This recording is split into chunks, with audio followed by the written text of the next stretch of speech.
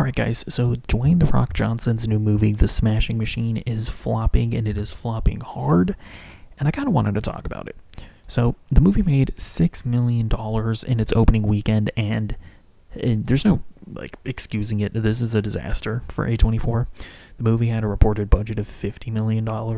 Apparently it needed $100 million to break even. It's not gonna come anywhere close to that. And this is a worrying trend for The Rock, because his Black Adam movie, remember that also flopped, made less than $400 million.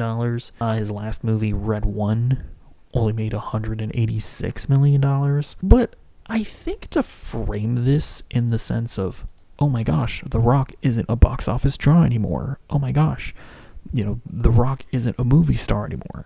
I think that that's an uncharitable way to look at this, because I think that the reality is that nobody's really a movie star anymore, in the sense that no actor is going to draw people to the box office. We used to live in an era where Will Smith is in a movie, people are going to go watch the new Will Smith movie.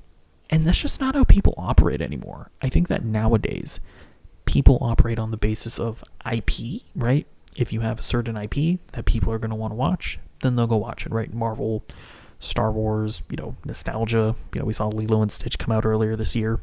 As far as I understand, no massive stars in it, made $1 billion. I think there's some movies that, if they're just good and interesting and unique, they can become zeitgeist movies, like Weapons or Sinners earlier this year as well, made a bunch of money. And so I think at the end of the day, the main problem with this movie is that The Smashing Machine is about an old UFC star, Mark Kerr. No disrespect to that guy. I have no idea who he is. I don't know anything about him. And I think even most UFC fans have no idea who he is. They don't know anything about him because he's from an older era. If you had made a movie about Conor McGregor, if you had made a movie about John Jones, if you had made a movie about, Khabib Nurmagomedov or whatever, I'm not saying that those movies would make $1 billion or anything, but would they make more than $6 million in their opening weekend? Almost certainly. And at the end of the day, I think this movie's biggest failure is just why didn't they market it better? So, as far as I can tell, the vast majority of the marketing is just normal movie marketing, where they go on normal interviews with Fandango, and it's just the type of marketing that you see for most movies. And I'm why aren't you guys more heavily invested in getting The Rock to talk to MMA social media? Why isn't The Rock going on Joe Rogan? The guy who the movie's about, Mark Kerr, he went on Joe Rogan. He talked to Joe Rogan. They even talked about the movie, so that's good. But why isn't The Rock on Joe Rogan with Mark Kerr together? Very weird. No offense to this guy, but his episode only got 500,000 views. If The Rock went on Joe Rogan, that episode would get millions of views. You would get millions of people learning about The Smashing Machine and potentially wanting to go see it. Why isn't The Rock going on Mighty Mouse's YouTube channel, doing an interview with him? Mighty Mouse interviews plenty of people who aren't MMA related. Why aren't there viral clips of Tom Aspinall and The Rock training? I don't get it.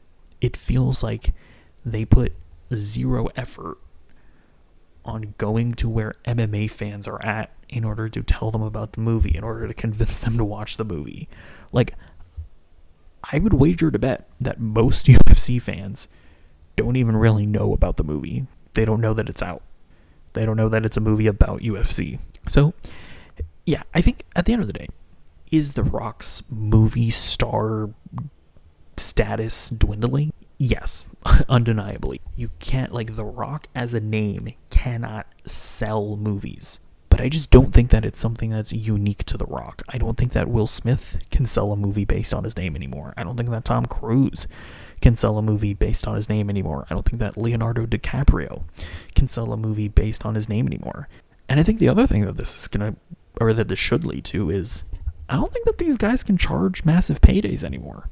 I think that if I'm a studio head and Leonardo DiCaprio is hey, I'll be in your movie, but you need to pay me like $20 million. I'm not telling him to kick rocks. I don't think you're worth $20 million, Leo.